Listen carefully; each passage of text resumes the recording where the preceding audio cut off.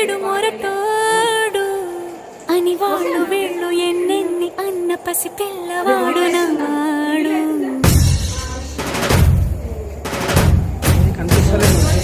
విడు ముండోడు అని ఊరు వాడ అనుకున్న గాలి మహారాజు నాకు నవాడు.